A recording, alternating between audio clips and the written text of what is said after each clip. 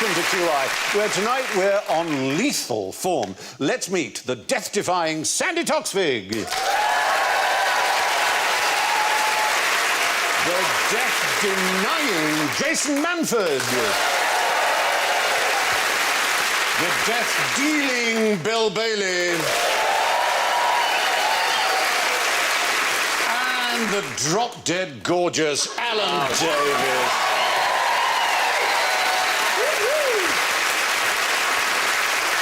At least 1 out of 100 has to be complimentary. That was very kind. Yeah. Now slay me with your buzzers. Sandi goes. Jason goes. Wow. Wow. Bill goes.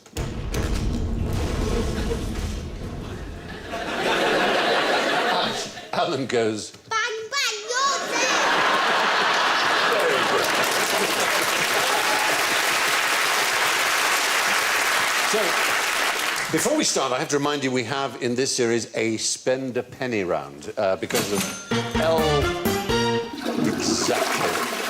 Because L stands for lavatory. One of the answers will involve lavatories in one form or another. All things lavatorial. So if you do spot a lavatory lurking anywhere, play your joker, and if you're right, I'll give you some points. What could be fairer than that? Now, I'm going to hand out some bags. Can you take one and give one to Jason? Sandi, there. You? And you've got yours, I think, already, haven't you? Now, you should have a bottle with a cork in it, and I want you using the bag and the bottle to get the cork out of the bottle. You can't break the bottle, obviously.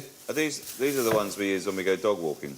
Yes, they are. They're poop scuba divers. They're poop scuba- Are they? Yeah, but they haven't been used, I promise you. Obviously, yeah. I was going to use the... The people near me have started... Does this happen near anyone else?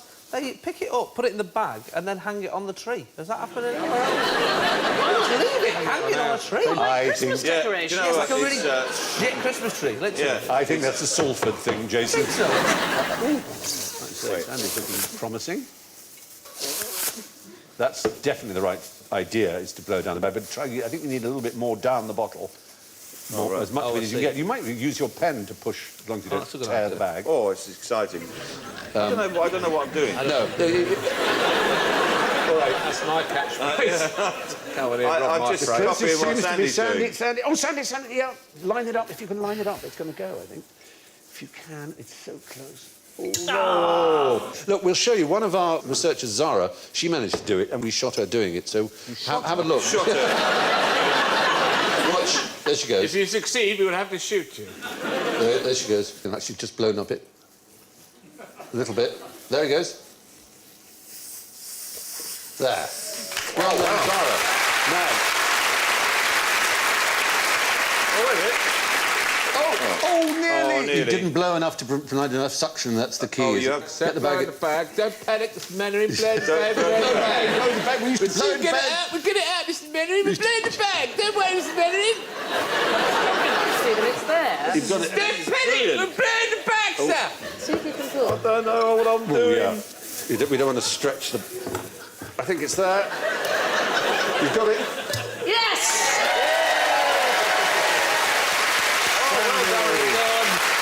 Brilliant. No, you haven't got the pressure there. OK, pop and water. Very much one way to do it. It can't be done. No, but what's really interesting about this is how will this save possibly millions of lives, this trick? It's not to do with the stent thing, is it? Is it when they blow up a little balloon? No, into it's your- not. It's People getting corks trapped. not really going to save that many lives. It might save a lot of distress Yes, to that's people what I mean. who want a cork out of a bottle, but it's Is it- not really. Is it inside something the else? penis? Can we just clear that up? No, it isn't. Is it up the bum hole? No. In the ear. In the ear hole? People sticking corks in their ear. No. Is it a This- common condition? It is, in the third world especially, a very common condition and one that causes millions of deaths a year. And that's childbirth fatalities because of breech births and being stuck and so on. And it took an Argentinian mechanic who saw a video clip of the trick. His name was Jorge Odon, and he thought, that His would be name really was good. Corke.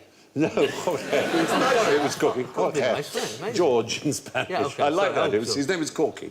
Corky O'Don. And he thought that would work on babies. There's already a sucker is used. Yes, but I just want to be clear. So you're having trouble giving birth, and a mechanic comes along with a plastic bag, pushes it in, and then goes, "I'm just going to blow." That's pretty much.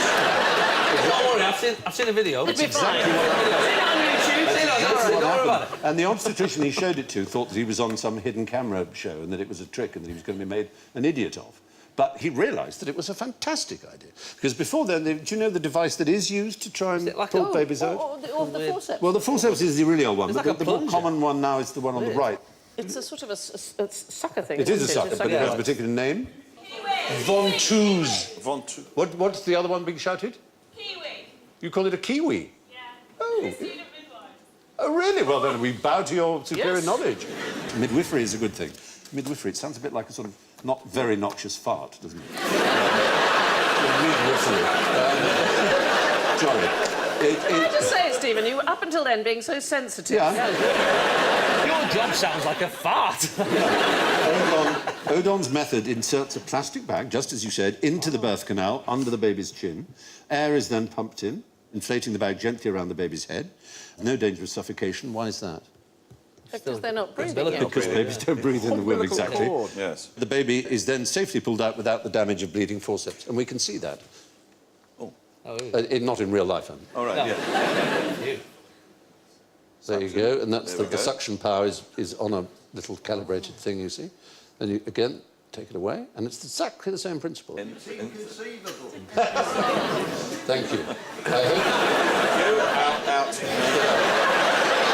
I think you've rather misunderstood the role of audience intervention. Well, you know, the way that the device goes around the baby is very, very similar to the way the chameleon gets its prey. Its prey, yes. Because the tongue is actually, it subsumes the prey and goes round it, and then perhaps you could train a chameleon. To give Just hold one up to the appropriate area. I feel sorry for this woman who's already said no to the engineer, then Bill Bailey turns up. What about the chameleon? She might not be able to see the chameleon if he's been hanging around That's for a true, while. yes. Well, that would take the stress out of it. It just looks like your arm. Yeah. Oh, well, what's this? It's just a pattern shirt. Yeah, it's fine. And then it runs up a tree with it. Yeah.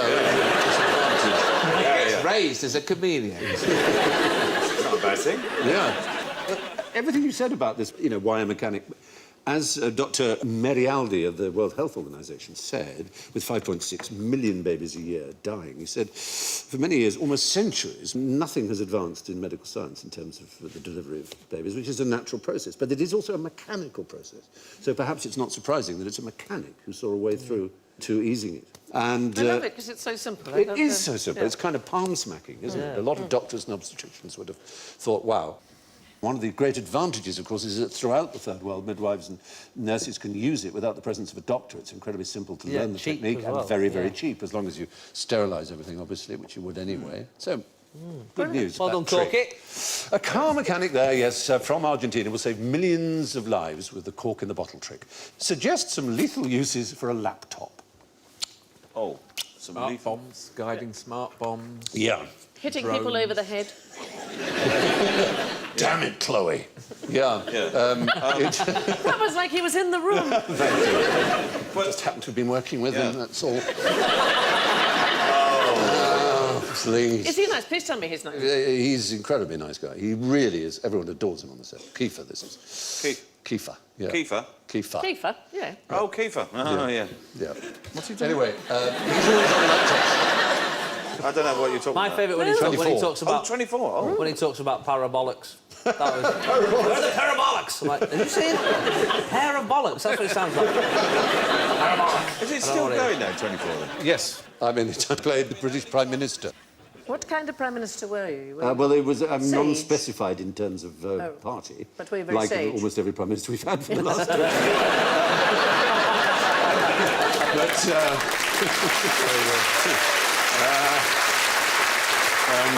Is it really over the top London though? Is it like, Chloe, I forgot my Oyster card?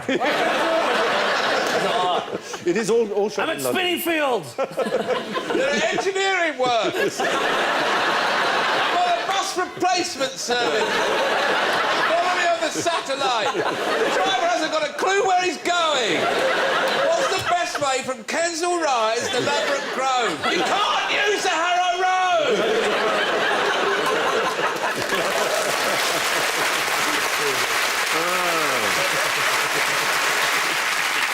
I've forgotten what the question was. Oh, yeah. Yes, lethal uses for All right, a so laptop. hitting people over the head. You can leave it on the rear parcel shelf of a car, and you stop too quickly. And then, Yeah. you know, I know this because I went to one of those, speed awareness courses, and this is ex-copper, and he went, yeah, he goes, he was trying to scare everyone, and he went, yeah, he goes, this lady driver had a laptop computer on the back.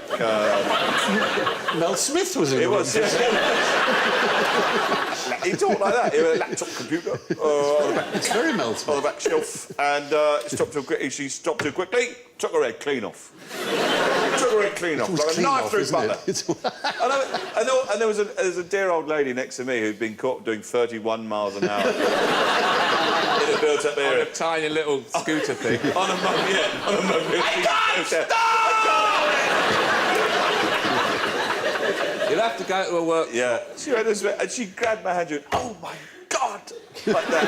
And of course, I can't imagine it. No, actually, we're in Australia, and it's a program that's written on a computer. A virus. It's nothing to do with the Wi-Fi, is it? Is that... Do they No, not? no, it's a specific program written by a specific person in order to help someone do something that will end their lives. Is it some euthanasia It's thing? a euthanasia program, yes. There's an Australian doctor called Dr. Death, obviously, as they always are, and he's rigged up this injection system to a laptop, and you have to answer 3 questions. You have to be sane and smart enough to answer the 3 questions, yes, positively. Do you know what they are? Yes, I have them for you. OK. 1. Are you aware that if you go ahead to the last screen and press the yes button, you will be given a lethal dose of medications and die? So they're not difficult questions. Also, I thought it was going to be things like... They are you know, not. I What scroll year through- was the I Battle scroll- of Cressy? Yes. Yeah.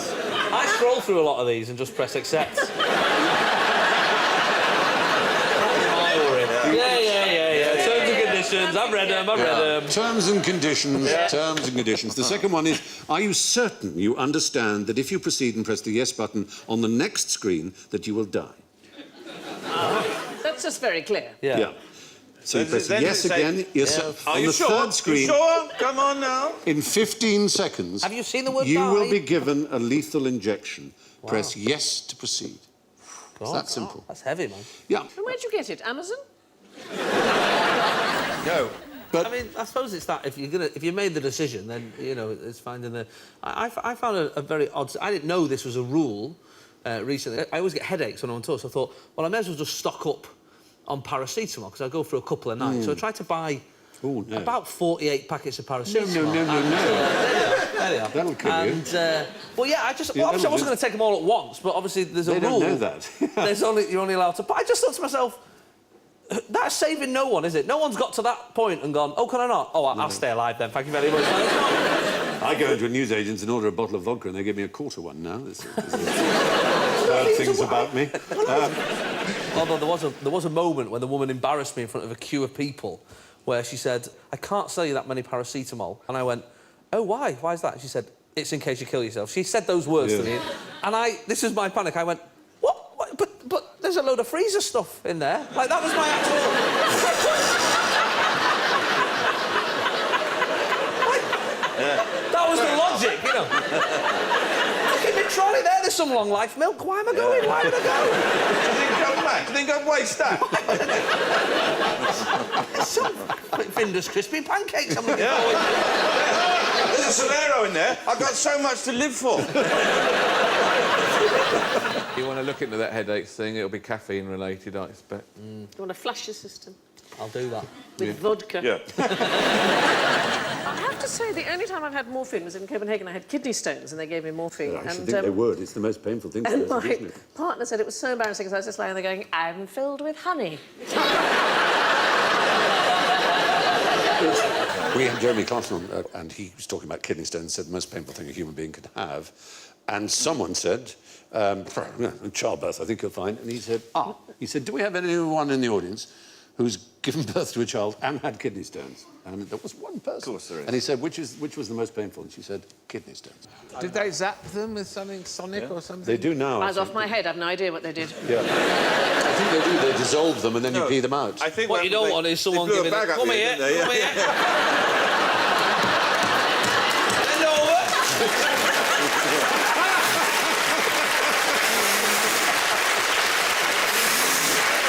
I just get this chameleon, just line up your entrance. Well, what about suicide booths? Where do they exist? Have you ever seen or heard of them? Soylent Green, a Harry Harrison novel that was a great movie. There are suicide booths there, used by Matt Groening in Futurama, rather wonderfully. So would you just pop in and kill yourself? Yeah, there are 3 modes of death in Futurama: quick and painless, slow and horrible, and clumsy bludgeoning. So when you just put a, Yeah. 50p in or something. That's the idea in science fiction, that people will want to do that. Yeah, euthanasia becomes not just a right, but a sort of Bit of a laugh. fuck it, Yeah. I like a photo booth, though. Yes. They've got that retro, Instagram type thing, We've sort of gone revert because the photo is getting so perfect. We've now gone to a point where we're going, let's get Instagram and make it a bit worse. I'm going to do an app where you just put like your dad's thumb in the top corner. Yeah, exactly. Remember this? They used to say if you look like your passport photograph, you're probably not well enough to travel. It's a very good theory, I like that. The very first job I ever applied for on television, it said you had to send in your CV and your photograph. And traditionally in show business, it's a sort of an 8x... It used to be an 8x10, rather glossy thing. Right. I didn't know that. I went to Victoria Station and the stool was stuck down low. So I sent in a photograph of the top part of my head, and they thought it was a joke, so I got the job. Wow.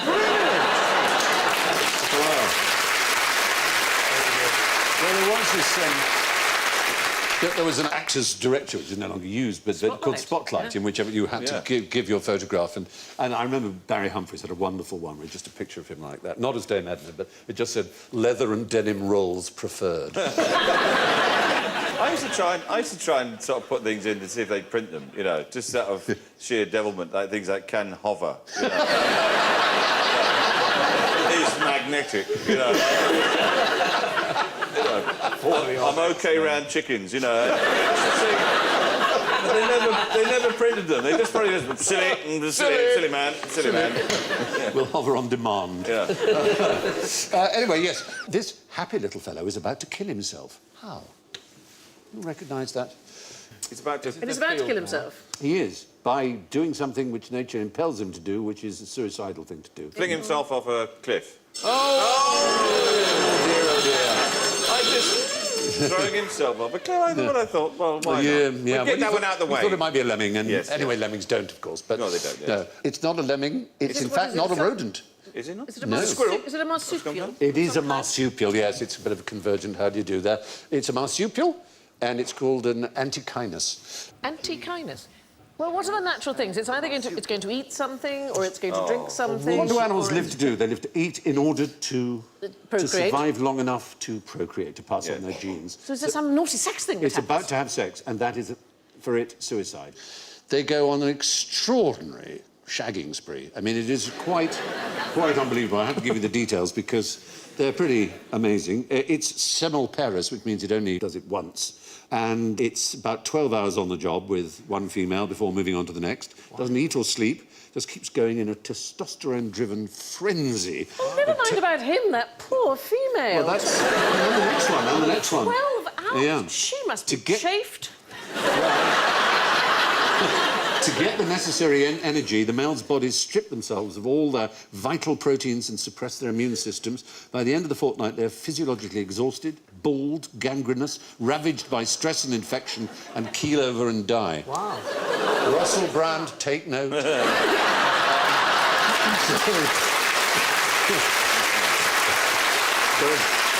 It's pretty grim. It sounds like Henry VIII at the end of his life, doesn't it? It does, somewhat. It is, you bet. Does this happen only once, then? Yes, semel parus once is that. So Semel they're is dead once. before the children arrive, Very much so, and that, some people think, may be the reason. just to get out of childcare. Yeah. Never thought of it. Or if you give it a better gloss, it's in order to leave more food for their children. So 12 hours and then another 12 hours? Yeah, this lasts for a fortnight, apparently. Yeah. Wow. 2-week mating season. There's somebody in the audience remembering a Spanish holiday. Magaluf, 1982. Oh, that was a party. But they aren't the only marsupials with a suicidal sex drive. There's also marsupial cats, which have a wonderful name. Very good for Scrabble. Quoll. Quoll? Q-U-O-L-L. Oh, yes, quoll. Very good Scrabble word. There's a little quoll. And These are all Australian. the female northerns, yes, are subjected by males to bouts of copulation. Put here, that can last 24 hours with plenty of biting and screeching. They soon get their own back, though. The postcoital male lose weight, become anemic, their scrotums shrink, their fur falls out, and they get infested with lice. Within a week or two, they die like their mousy cousins, martyrs to their genes. Wow, horrible. It's grim, isn't it? I mean, the thing is, even if that south. was in humans, I think most men would go, may Worth as well. it. Like, I'm here now. It's worth it. What a day. And all the females are sitting around and going, don't worry, they'll be gone in a minute. I presume they don't know it's going to happen to them. Well, no, they presumably don't. They'd have no sense of the impending. There's no 3 questions. If you have Because they sex, never knew their father. you will die. Press Their yes.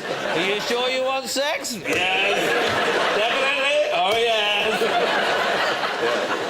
There's a picture of somebody who's had sex. Their father, unfortunately, isn't there to tell them. By definition. So they're railroaded into this just programmed. self-destructive shagging frenzy. Programmed. Deeply programmed. Now, if you had to fight a duel, which weapon would you want your opponent to choose? A, hot air balloon, would that please you? B, a billiard ball? C, a sword? Or D, a sausage? Sausages are fairly non-lethal. You'd See, say I would sausage? think you could get terrible food poisoning Yeah, from the that's what sausage. Yeah, but Or if you had them in a string of sausages. yeah. I don't know how you'd use the hot air balloon as an actual weapon unless you land on somebody. I don't know how you... Well, the rules were that if you challenge someone to a duel, the person you challenge can choose the weapon and the place. So if you choose a balloon, You'd you're be in the choosing... balloon. They can choose a gun and a balloon. Right. Which is, you can pretty much work out what could therefore happen. Yeah. And you would draw straws as to who shoots first. If the distance is, and they're not very good shots, the first one could miss. It's a bit annoying if you've chosen guns and balloons and then got the short straw. Yes. And he got to shoot first, you'd be like, what's the point? Yes. The balloon is not a small target. Depends how Still far gonna get away the it balloon, was, yeah. of course. But, well, we do have history on our side, so we can tell a story about the sausage. There was a scientist, a very eminent scientist, who was rather liberal in his ways, who lived in Prussia, and who was the great leader of Prussia, who basically unified Germany and was the what we would call prime minister, but he was the minister-president of Prussia. Bismarck. Von Bismarck, exactly. And this German pathologist, who was called Rudolf Virchow, so opposed the mighty armaments program that Bismarck had started that he enraged Bismarck, who challenged him to a duel. So because he got to choose, this doctor, who was the first man to isolate the pathogen behind pork that had gone off, which is called Trichinella spiralis, said, OK, the weapons will be sausages. One of which would be poisonous, toxic, as you say, with this agent, this pathogen. So he challenged him to a breakfast, essentially. And Bismarck didn't like the idea, so called the whole thing off, which the challenger has the right to do. So it's a sausage roulette. Yeah. Yeah, basically. Sausage roulette. Yeah. But with only 2. And so you had a 50-50 chance of dying, so that's a pretty dangerous duel. Sausage duel. So, moving from the sausage to the balloon, the Monsieur Grandpré and Monsieur de Pique. We're going to get quite French because you know what they're like. In 1808, there was a dispute between these two over the affections of a young woman. They took to the skies in separate hot air balloons, each armed with a blunderbuss. De Pique shot first and missed. He had the first shot and he missed. There's a moment, isn't it? Grandpré then fired at de Pique's balloon and punctured it, sending him and his second down to their deaths. Wow. 2,000 feet above Paris. So balloon, pretty damn dangerous. And there's a... Very first female air passenger ever was in a hot air balloon. Elizabeth Tibble, she was an opera singer. She was dressed as Minerva and sang arias from opera as she fed the fire, and the balloon took off. But unfortunately, she landed and sprained her ankle. But she was other than British. that, yeah, she's the very first female air passenger. So there's only one example of a billiard ball duel that we've been able to discover. That took place between a Monsieur L'Enfant and a Monsieur Melfond. They fell out over a game of billiards, not surprisingly, and so they used what was to hand, billiard balls. Presumably it was carom if they were French. And they decided to resolve their difference by pelting each other, one after the other, with billiard balls. Again, they drew straws to see who would throw first. And Melfond won, and he warned his opponent he would kill him with a one single strike, and he did. Straight between the eyes, Wow. dead. Wow. Yeah. God. That's... And he probably went, I was joking. I was, I didn't think I'd actually hit you. Why didn't they use the cue? That would have been... Yeah. So, of all the weapons we've described, probably the safest is the sword, because in duelling, all you have to do is get the draw first blood, as the phrase is. So you literally have to pink someone, just give them a little scratch, and it's called off by the seconds. Well, you got him. So, there we are, duelling. Now, why would you resupply your enemies with bullets when they'd run out of them? Just how crazy is that? Silly, or indeed a plastic spoon. Unless they were... Keep it fair. Fake No, bullets. real bullets. Real bullets? There's your enemy, you desperately want to defeat them, they're running out of ammunition, and you resupply them. Are they bullets which explode when Sabotage? Are No. they somehow sabotaged? Somebody else comes No. to attack us. And They're we... good bullets. No, you make a deal with it. It's fair. In a sense of honour. Fair play. It's something so wonderful, I think, that should guide the British government in its policy on a particular issue, one that's very dear to me and the nation, who have this marvellous building that I've had trouble pronouncing sometimes. It's in the Acropolis. Ah, yes. It's where the Parthenon is. Parthenon. Yes, yeah. And it's the that. Parthenon we're discussing. So Greece, let's go back almost 200 years. Right. Who ran Greece 200 years ago? Turks, the Ottoman Empire. And there was a big movement to free Greece, led by Greeks, but also by some Britons, notably Lord Byron, yeah. who died there. And by 1820, they'd got quite a grip on the colonialists, and they'd pushed them all back up the Acropolis. And there they were, in the Parthenon, that wonderful building. And the Turks were firing, and they ran out of shot. Now, the original builders of the Acropolis were extraordinary architects. And they joined together these 70,000 pieces of marble in a magnificent way. They put in sheets of lead to protect it and the bits of iron staple and lead to keep connecting together the marble. But then, in 1820, when the Ottomans were defending it, they started to use these lead sheets to melt them down to make shot. And the Greeks said, we're not going to have that happen to the Parthenon. So you give them bullets to stop They gave them doing bullets it. to stop them destroying the building they loved so much, that meant Athens to them. And if that story doesn't make the British government get off its arse and give back the Elgin marbles, I don't know what will.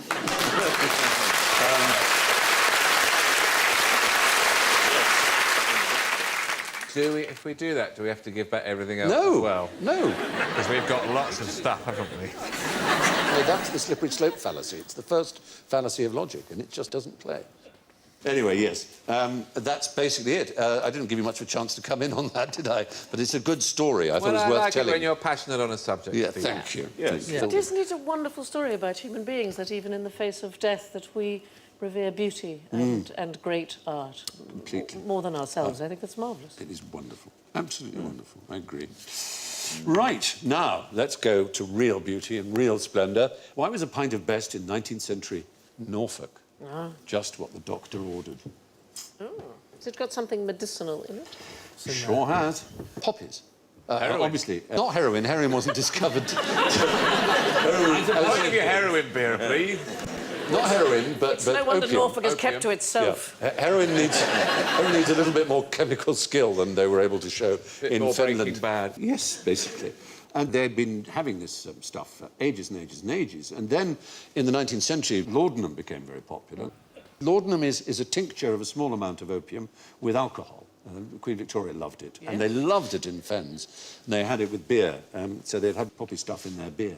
There was a period called the Great Binge, and it was really from sort of 1880s to the outbreak of the First World War and the banning of absinthe in France. What a time to be alive. Yes. As I say, Queen Victoria was addicted to laudanum. She'd have To laudanum be every wealthy and idle in the great bin. night. Yes. It was something. They're talking about Weatherspoons right now, aren't they?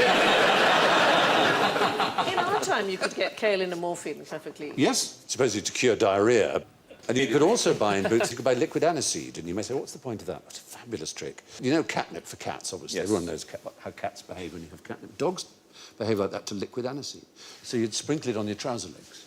And these you'd see little old ladies being pulled along the street. Fly after your trousers. It's quite extraordinary. While you were completely off your head on kaolin and morphine. Oh, those are the days. Good times, man. Good times. There's a private education you were receiving. Yes. And I don't recommend it. Anyway, in Finland, they drank a lot of beer with their own poppies in it. Basically, Norfolk and Lincolnshire consumed over 5.5 tons a year, which was basically more than the whole country put together. Yeah. It hindered the development of the region. It might have done. It was known as stuff or best. And, yeah, basically, it did Got any destroy. stuff? Yes. In the 19th century, being an opium addict was normal for Norfolk. Nowadays, we're told that even sugar is a deadly poison. But are sugar-free sweets good for you? They give you the runs. Honestly, if you are at all stuffed up, 2 sugar-free sweets, you'll be singing. It's... I don't know why. Well, I ought to warn you that you have missed your spend a penny chance. That was it. Because it's all about... Well, it's too late now. Oh, yes, of course. Oh, never mind. Yeah, it's lycocin, which can have a mildly or moderately laxative effect. That's if you take a few of them. On the Amazon page where they sell sugar-free Haribo gummy bears, it clearly warns may cause stomach discomfort and or a laxative effect. The same page has over 250 comments. Stomach discomfort turns out to be a massive understatement. Oh, yes. Gastrointestinal Armageddon. Calamitous flatulence. Trumpets calling the demons back from hell. That's the noise, exactly. I'm just adding some noises to the story. Guttural pronouncement so loud it threatened to drown out my own voice. And flammable liquid napalm extruded. Those are some of the milder comments. I've never known anything like it. I got some butterscotch sweets, and honestly, I had 2. And that was... I thought it was a good way to help me lose weight, and it did. Yeah. Absolutely. I once tried to figure out how many gummy bears you could put into a remote control helicopter before you know, would Too heavy. compromise its airborne stability. Because, you know, there's little tiny ones. Yeah, oh, the little, really miniature ones. Tiny little miniature helicopters that can hover in them. I put 1 gummy bear in it as the pilot. Yeah. And it crashed immediately. One. That's so delicate aerodynamic it's a very setup. delicate aerodynamic. Wow. Yeah. One. I put him in the pilot seat really, and it went over like that. Whereas I should have put 1 on each rail, and it would have been fun. I know that now. But thanks for passing it on. Yeah, no, that's fine. Good. And now for the lethal concoction of toxic misapprehension and venomous disinformation that we call general ignorance. So fingers on buzzers, if you please. Right. Name a non-venomous snake. Yes. The grass snake. Oh, what? We thought you might say that. Well, clearly. Yeah. Somebody's very quick on the timing, otherwise. All venomous, but just not very. Yes. All snakes are venomous. Recent discovery by a man you know you can trust because of his name. He's called Professor Brian Fry. University of Queensland. And in 2013, he showed that even snakes that kill by constriction have venom in them, and it's been repurposed to create a sort of lubricant to help swallow the huge things that constrictors swallow. Wow. But it still contains small quantities of venom. Fry comments, I find that very odd saying that. Their toxins are the equivalent of a kiwi's wing or the sightless eyes of a blind cavefish, defunct remnants of a functional past. And he showed that the world's largest lizard, which is... Komodo dragon? The Komodo dragon, yes, kills its prey with venom, which we all thought beforehand that it was killed with sort of bacteria, that it just basically bit it and it had such disgusting slobber that the thing caught infections. Yeah, but they actually envenomate. It seems so, yeah. The small fangs at the rear of a grass snake's mouth do actually spit out at you, and they'll hiss and they'll strike, and you will get a small itchy infection, envenomation, as you say. Right. So there you are. That's weird and surprising. There are no non-venomous snakes. They all have venom glands. How fast was the fastest mass extinction? How many years? I'll give you. Yeah. The Liberal Democrats.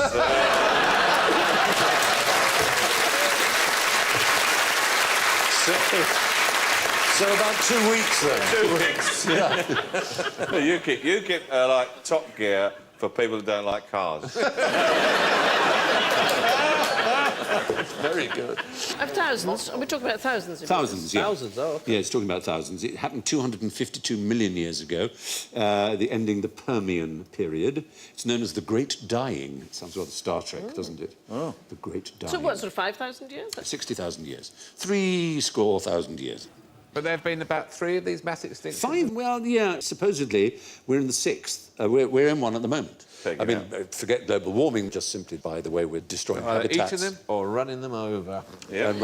Or simply just competing for space and not giving them, monocultures, biodiversity. Yeah. And it's a staggering number a day, isn't it? Oh, it's a huge number a day. It's horrifying. Yeah. Now, Alan, would you take a bullet for me? Yes, Stephen. Oh, thank you. Very good.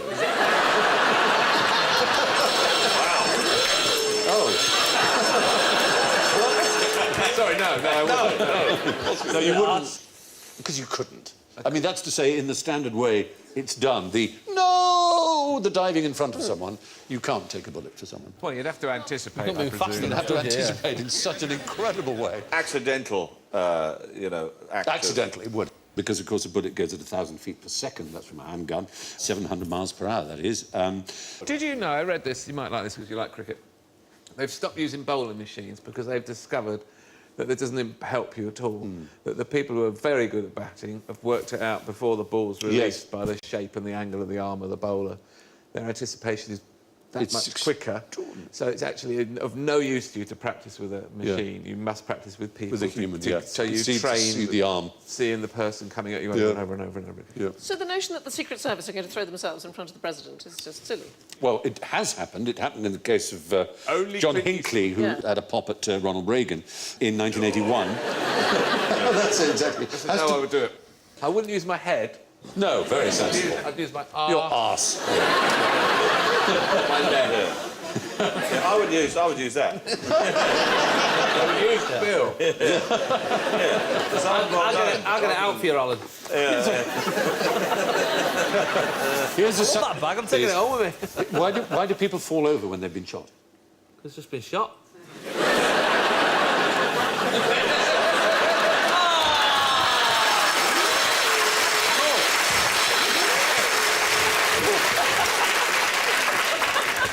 No, is the answer. Shock. Because they're dead. A dead person would fall over, obviously, where they've been shot in any way. Not the speed, like the speed and the impact. No, none of those things will knock you over. No. Yeah, well, Unbelievable. the impact. The impact. What a bang. It's I amusing. banged my head on the fireplace the other day and I fell over. That would do it. Wait, is this a lavatory question? No, we really have. No, I don't know. Because they've seen it done in movies. Really? So in the Wild West, when they had a shootout, and because they'd never seen a cowboy film, people just carried on standing. Yeah. Most people, when they're shot, don't know they've been shot. Right. We have it on the authority of the FBI Academy Firearms Training Unit that people generally do fall down when shot, but only when they know they have. Right. That's the point. Regardless of bullet caliber or where they're hit, people who've been shot don't know it yet. Don't fall over. Unless you were shot and your leg was shot off. And If it was shot off, you would naturally, yeah. There are exactly. circumstances. There in are which you can fall circumstances. But books, films and TV have educated us that we are supposed to fall down. That's what we do. Right. Now, is it wrong to eat people? I think it's wrong. Undergraduate philosophy class. Yes, it is. Depends on the circumstances. It would not have been wrong to eat Hitler, I would argue. I think it's wrong to eat this one. Yeah. Unless that's Hitler. Yeah. Oh, well, yeah, that's a very good ethical point. Are you saying there are some circumstances where it would be... Well, cannibalism is not illegal in Britain. Is it not? Murder is. So to kill someone in order to It eat is them is frowned by upon. obviously illegal. Dealt with by magistrate. It's certainly... I mean, no, if I had to lose a liver... sorry, not a liver, a kidney. Yeah. Don't use your liver. No, How don't many lose a livers liver. A liver transplant, maybe. I might give my old liver to someone, say, by all means, fry it up with some onions if you want to. Oh, wow. But you can eat placenta, can't you? The People have- placenta is commonly yes, fried after... yes. Yeah, absolutely. There's a special fork that Yeah. for cannibalism. There's a three-pronged fork, and I've always thought if you saw one laid on a table when you'd been invited, it probably... Yeah. So it's technically not illegal to eat anyone. And so if you were to, you know, at a funeral, for you just have a little nibble of Well, the you need toe. the permission. You definitely need permission. As with anything. Why hasn't anyone started, you know, in times of a recession, going, do you know what? I hardly walk anyway, so Absolutely. just have the left one. People in the recession who hardly walk. That's a bad one, isn't it? That is a really bad recession. In Germany, in 2003, you may remember that case, there was a computer technician called Armin Meiwes, who conspired, as you might say, with an engineer called Bernd Brandes to sit down and eat with him. So Armin Meiwes cut off the penis of Bert Brandt with his permission and sat down to eat it with him. He then stabbed him and froze the corpse to eat later. Brandes gave him explicit permission for the whole scenario. He originally asked Meiwes to bite off his penis. This proved difficult. Meiwes had to use a knife. He then tried to eat his own severed penis raw. Oh, not raw. Yeah. Oh. He found it too chewy. Have you had it cooked? The danger of infection from that. Yeah. I mean, really. Yeah. Oh, this is raw. Yeah. Get another fire pot on the grill. Yeah. They fried it in salt, pepper, wine and garlic. Oh, well, that's all right. Yeah. Not a little bit of curry powder They on tasted it and agreed it was overdone, so fed it to the dog. He then killed Brandes, hung up the body on a meat hook and proceeded to eat it over the next 10 months. He was found guilty of a sort of killing on demand, but then he was retried and convicted of murder. Did he go to prison or to some secure location? He was locked in a happy eater for the rest of his life. According to the law, eating people or bits of people is not wrong. Which brings me to the grisly business of the final scores and how interesting they are. Way out. Well, not way out, but slightly last, I'm sorry to say, with minus 19, is Jason Manford.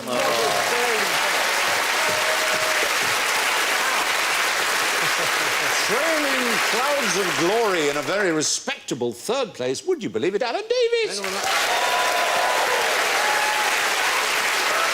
Second, with minus 8, Bill Bailey. Which can only mean that the winner is our token Dane with plus 6, Sandi Toksvig.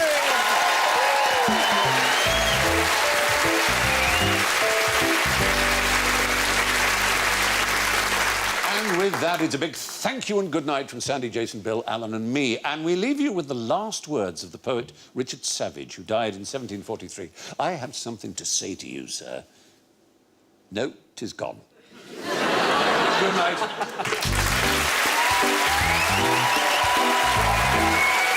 In space, a lot can happen, and it's not all nice there either. Tomorrow's Worlds, the unearthly history of science fiction, kicks off our new sci-fi season next on BBC Two. Then at 10:45, Jack's told he needs to move on in Intruders.